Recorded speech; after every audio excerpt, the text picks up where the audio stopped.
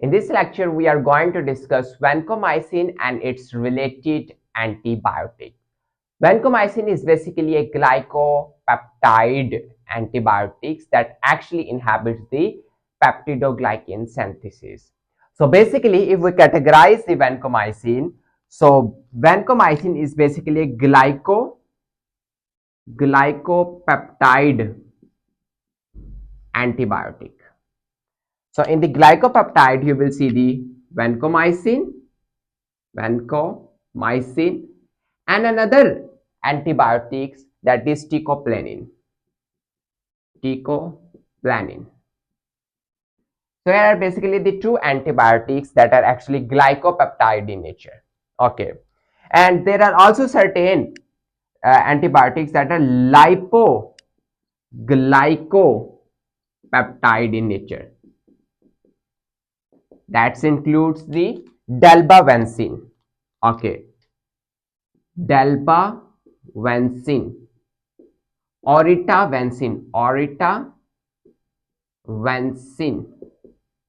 and the Telavancin. These are basically the lipoglycopeptide.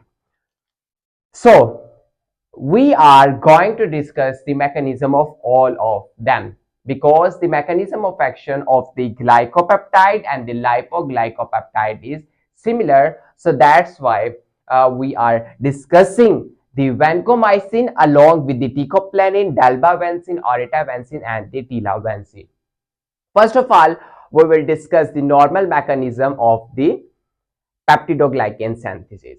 We will specifically discuss the S aureus peptidoglycan synthesis. Staphylococcus aureus peptidoglycan. So basically, peptidoglycan has two most important components: glycan chain and the peptide linkage. So if you see here, this one, NAM and the NAG, is basically the glycan chain, and in between the NAM-NAG chain, you will see the presence of the peptide linkage. Okay, so if you see the monomers of the peptidoglycan, so that's include the NAM N-acetyl muramic acid, and the NAG N-acetyl glucosamine. Okay, along with that, you will see at the NAM side, you will see the pentapeptide. You will see the attachment of the 5 amino acid, that is actually called the pentapeptide. So in the amino acid, you will see the L-alanine, D-glutamine, L-lysine, D-alanine, and the D-alanine. So here are basically the 5 amino acid that is actually called the pentapeptide: L-alanine, D-glutamine, L-lysine, D-alanine, D-alanine. And at the L-lysine, you will see the attachment of the glycine, 5 amino acids. Okay, here are basically the 5 unit of the glycine. Okay, so here is basically the monomers. Okay, similarly, you will see the NAM, and at the NAM side, you will again see the pentapeptide, 5 amino acid sequence, similar to the previous one. Again, you will see the NAG, and the 5 pentapeptide, and along with that, you will see the presence of the glycine. Okay, unit. Again, this is the unit. Okay, so basically, two enzymes involved in the linkage of the glycine and peptide. Okay, so most important enzyme that are actually involved in the linkage of the glycine. Here is the linkage, and that linkage happens in the presence of the enzyme, and that enzyme is actually called the transglycosylase enzyme. So transglycosylase enzymes involved in the linkage of the NAM and the NAG. That process is actually called the transglycosylation. Okay, but in the linkage of the pentapeptide, you will see first of all breakage of the terminal D-alanine. So here is basically the last D-alanine. Similarly, here is the D-alanine. You will see the cleavage of the terminal D-alanine at the both sides, and as a result, you will see the release of the energy. and that energy is helpful in the linkage of the glycine side chain with the second D-alanine. Okay, and also this process happens in the presence of the enzyme, that is the transpeptidase. Okay, that's the most important thing. In the linkage of the glycine with the second D-alanine, two things required. First is the transpeptidase enzyme, and second thing is the energy due to the cleavage of the terminal D-alanine at the both sides. That is the normal process happens in the synthesis of the peptidoglycan. Then how vancomycin and its related drugs actually inhibit the peptidoglycan synthesis. So similar process, here is the mono unit monomers, and this is again the monomer. Four monomers actually present in that case. First of all, you will see vancomycin binds to the D-alanyl D-alanine terminal. If I say here is the vancomycin, and the vancomycin will bind to the D-alanine, here is the D-alanyl D-alanine, because at the last side you will see the presence of the D-alanine. Okay. If you see the binding of the vancomycin with the D-alanyl D-alanine, then there is no cleavage of the D-alanine, terminal cleavage, and ultimately there will be the no linkage of the glycine with the second D-alanine, and as a result the activity of the transpeptidase will be inhibited when there is no binding site for the transpeptidase enzyme. So that's why how vancomycin inhibits the transpeptidase. Along with that, when you see the inhibition of the transpeptidase, then you will also see the hindrance of the glycosylation. So that's the most important thing. Vancomycin inhibits two processes: transpeptidation, linkage of the peptide, and also inhibit the transglycosylation, linkage of the glycine subunits. So this is how vancomycin and its related drug inhibits the peptidoglycan synthesis. Okay, but certain bacteria develop resistance. Okay, that bacteria develop resistance by changing the terminal D-alanine. They change the D-alanine with the D-lactate. They change the D-alanine with the D-lactate, and as a result you will see there is no binding of the vancomycin with the D-lactate at this terminal site. Here is the D-lactate. That is how different bacteria develop resistance against the vancomycin. Okay, if we look at the spectrum of the vancomycin, so basically it covers the gram-positive bacteria. Gram-positive bacteria, that includes the MRSA, methicillin resistant Staphylococcus aureus,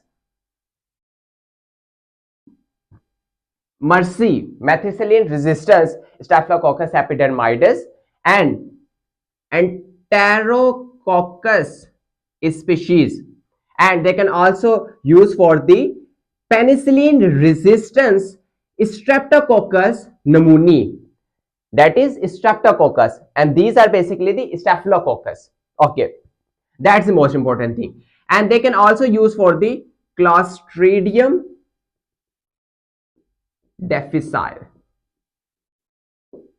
But important thing which you have to remember, for the treatment of the Clostridium, you will give the vancomycin in the oral form, because vancomycin is poorly absorbed from the GI tract. So basically Clostridium present in the GIT tract. So that's why if you give the vancomycin through the oral route, then it will be helpful in the treatment of the Clostridium, but not for the treatment of the other infections. Okay, that is the important thing which you have to remember.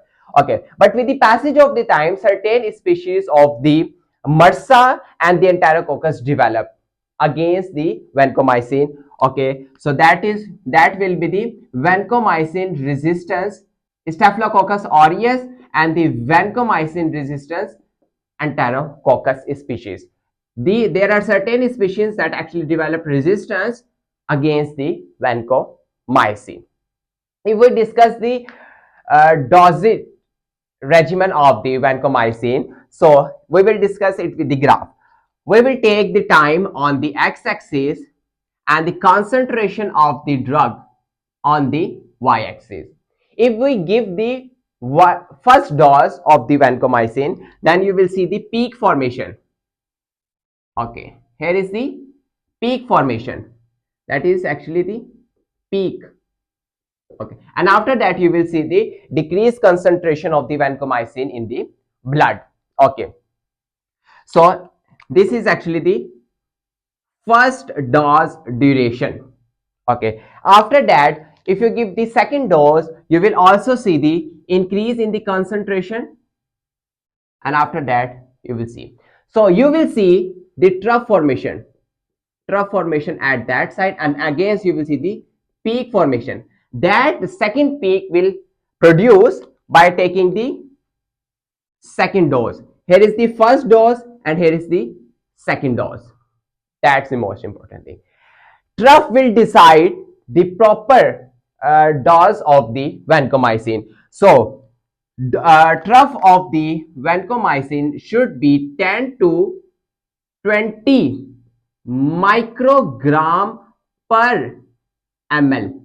That is the trough concentration of the vancomycin. Okay, if you see, here is the area under the curve, that is actually called the AUC. Okay, and after that you will also see the MIC, minimum inhibitory concentration, minimum concentration of the vancomycin to inhibit the different bacteria. Okay, so ratio of the area under the curve and the minimum inhibitory concentration will decide the optimal dose of the vancomycin. So if you see the ratio, okay, so here is the ratio. In the ratio you will see the area under the curve, our minimal inhibitory concentration, so that should be 400 or greater than 400. So it means that if the area under the curve is high, then the ratio will also be high. So it means that area under the curve, large area under the curve will produce the large ratio, and minimum inhibitory concentration, low minimum inhibitory concentration means large ratio. So that is the area under the curve in the direct relation, but the minimum inhibitory concentration will be in the reverse relation. So actually that ratio will decide the optimal dose of the vancomycin. Okay, if we discuss the adverse effects, so most important adverse effects of the vancomycin is the redman syndrome. So redman syndrome. So in this syndrome you will see the flushing of the skin due to the release of the histamine from the basophil and the mast cells, due to the interaction of the vancomycin with these cells. So it will result in the redman syndrome due to the vasodilation. Okay, next you will see the ototoxicity.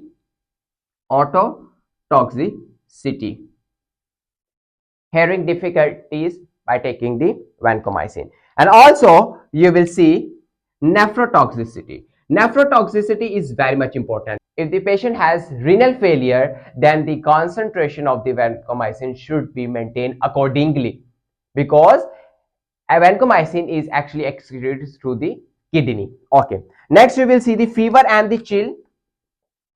In that case, and you can also see the last adverse effects of the vancomycin is the phlebitis, inflammation of the veins. So this is all about the mechanism, classification, spectrum, and the adverse effects of the vancomycin and its related drug. If you still have any question, you may ask in the comment section. Thank you so much.